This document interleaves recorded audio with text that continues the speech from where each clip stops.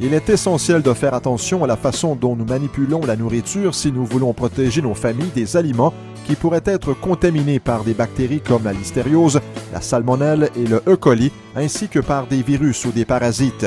En suivant les conseils qui suivent concernant la manipulation des aliments, vous réduirez vos risques d'empoisonnement alimentaire. Lavez fréquemment vos mains et les surfaces de travail avec de l'eau chaude et du savon. Lavez tous les fruits et les légumes avec de l'eau potable froide.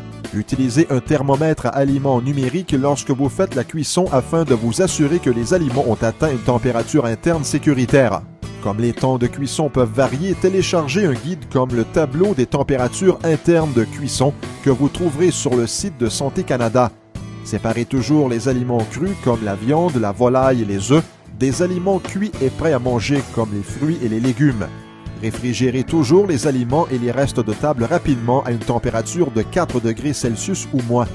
Vous pouvez éviter la zone de danger pour les températures qui se situent entre 4 degrés Celsius et 60 degrés Celsius en gardant vos aliments chauds au chaud et vos aliments froids au froid.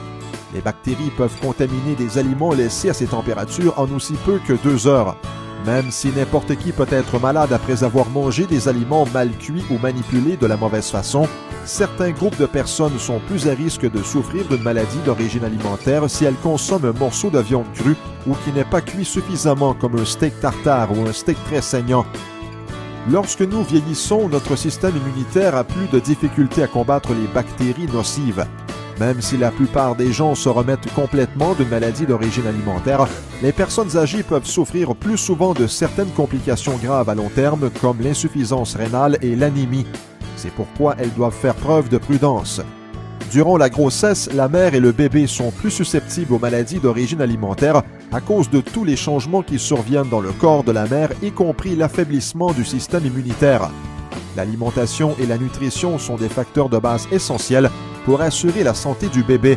C'est pourquoi la façon de bien manipuler les aliments revêt une telle importance. Certaines maladies et certains traitements peuvent affecter le système immunitaire. Ainsi, les gens qui souffrent de maladies graves ou de conditions chroniques ont de la difficulté à combattre les bactéries nocives d'origine alimentaire. Évitez de manger des aliments crus qui ne sont pas suffisamment cuits ou qui ne sont pas pasteurisés. Certains petits gestes peuvent faire une grosse différence lorsqu'il est question de salubrité des aliments. Par exemple, assurez-vous de vous procurer vos aliments froids ou congelés à la toute fin de l'épicerie.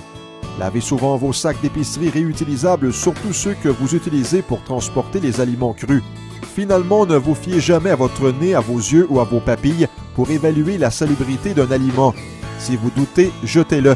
Pour avoir une liste complète des aliments à éviter, connaître les alternatives plus sécuritaires et obtenir d'autres conseils sur la façon de manipuler, de décongeler et de cuire les aliments, consultez la section Manipulation sécuritaire des aliments du site canadien en santé au www.canadienensanté.gc.ca/salubrité des aliments.